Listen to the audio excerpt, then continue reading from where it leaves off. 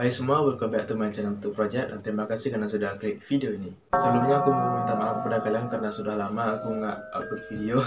Terakhir aku upload video itu pas bulan Juni ya. Ya kalau salah mohon maaf teman-teman. Dan kabar buruknya, subscribersku menurun banyak men. Maka dari itu, buat kalian yang baru saja nonton video ini atau buat kalian yang belum subscribe, langsung saja klik tombol subscribe dan nyalakan notifikasinya biar aku makin semangat buat videonya teman-teman. Terima kasih. Jadi tanpa basa-basi lagi, langsung saja kita menuju topiknya.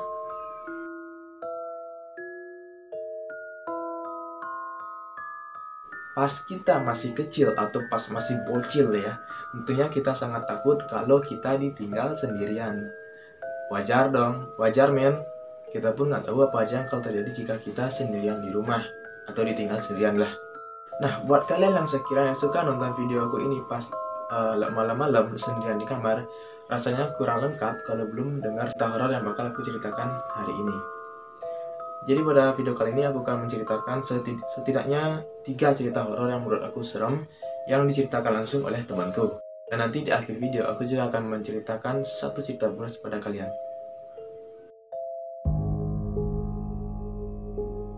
Sebelum aku menceritakan ceritanya, perlu kalian ketahui juga bahwa aku tidak akan menyebut nama dari orangnya, karena ini demi tujuan privasi.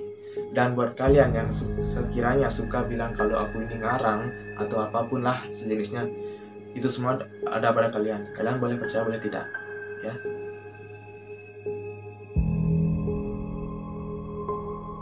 Pertama, babi hitam misterius. Cerita kali ini disampaikan oleh temanku berinisial si M. Kita sebut saja si M ya. Jadi si M ini dia tinggal di daerah Kabo-Kabo Tabanan. Dan kebetulan pas liburan, pas kelas 6 atau kelas 5 SD, pas liburannya dia pergi ke rumah neneknya. Nah, pada saat sore hari atau menjelang malam lah, neneknya pun berangkat menuju pura, sedangkan si M ini ditinggal sendirian di rumah. Nah, katanya karena saking gabutnya, ia pun keluar menyapa orang-orang yang lewat. Gabut banget ya.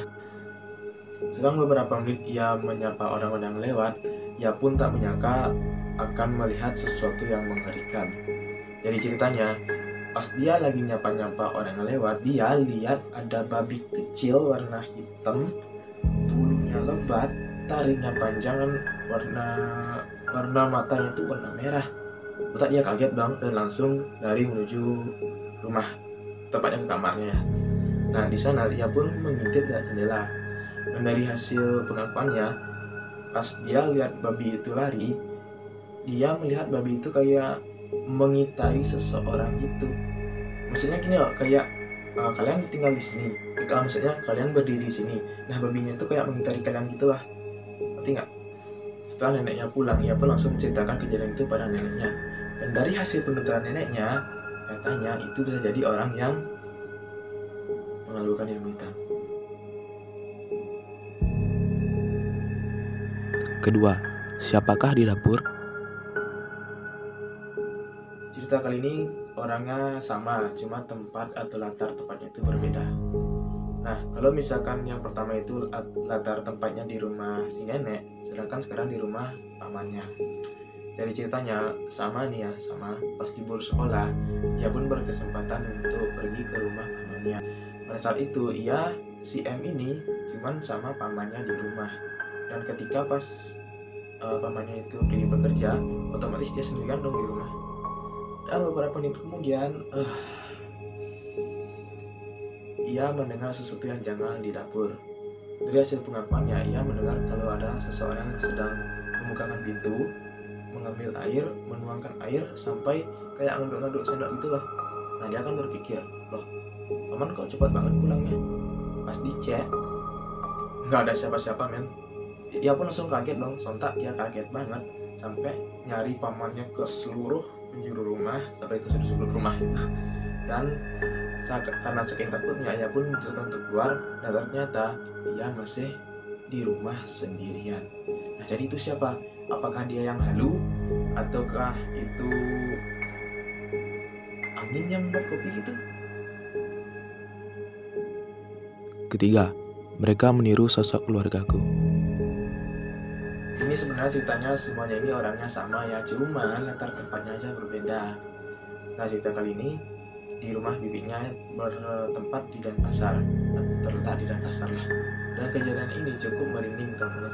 Jadi ceritanya pas dia lagi di rumah, kali ini dia nggak sendiriannya. Di rumah dia tinggal bersama bibi dan adiknya. Nah, kebetulan bibi dan adik ini sedang mencuci di luar rumah, sedangkan si M ini berada sendirian di kamar. Nah, dia kan sedang main HP nih, biasalah main HP, main IG, main WA, main apalah, main TikTok lagi. Udah ada TikTok nggak zaman itu? Terus saking lamanya dia main HP, dia melihat bahwa adik dan bibinya itu masuk ke kamar, tapi dengan tatapan yang kosong dan wajah yang cemberut dan wajahnya putih pucat gitu. Dia pun sontak heran dong, kok kenapa mereka berdua nih? Nah, sampai akhirnya ketika si M ini lihat bibi dan adiknya itu masuk kamar, dia pun memutuskan untuk ikut masuk ke kamar. Dan anehnya, pas dia masuk kamar itu nggak ada siapa-siapa men, kosong, nggak ada apa-apa, nggak ada orang maksudnya. Karena hal ini dia pun sampai kaget dong, kayak loh tadi yang masuk siapa? Nah, karena dia kaget bercampur dengan rasa takut, dia pun pergi keluar rumah dan mendapati bahwa adik dan bibinya masih di luar rumah. Dia pun bertanya, Bi, tadi ada nggak masuk ke kamar sama adik? Dan bibinya pun bilang enggak. Itu ia pun menceritakan kejadian itu pada bibinya dong. Dan dari hasil penuturan bibinya katanya itu bisa jadi demit atau sosok hantu yang suka meniru keluarga atau orang kita kenali. Dan ada juga mitos mengatakan kalau misalkan ada orang manggil kita terus nggak ada orangnya, itu kita nggak boleh nggak respon, kayak bilang apa, kenapa, ya itu nggak boleh karena kita bisa sakit. Oke, sesuai janjiku tadi aku akan menceritakan satu cerita bonus pada kalian. Untuk kalian para cewek, mungkin kalian harus dengar cerita ini baik-baik deh, karena ini mungkin bisa jadi pelajaran buat kalian. So, langsung saja kita ke ceritanya. Dihantui sosok bayangan hitam. Cerita kali ini disampaikan oleh, kita sebut saja inisialnya si L ya. Nah, jadi si L ini dia bertempat tinggal di daerah pedesaan atau bisa kita sebut dengan dusun ya. Jadi pada saat itu dia sedang PMS. Nah, otomatis ketika cewek atau perempuan PMS itu kan otomatis dia harus ganti. Jadi di suatu malam ketika ia sedang tidur, ia tiba-tiba merasakan nyeri dan memutuskan untuk pergi ke kamar mandi untuk mengganti. Nah, saat ia mengganti pembalut itu, daripada aku susah ngomong, aku bilang sampah ya. Jadi pada suatu malam ia merasakan nyeri dan memutuskan untuk pergi ke kamar mandi untuk mengganti sampah tersebut. Selesai mengganti sampah tersebut, ia langsung membuangnya di tempat sampah.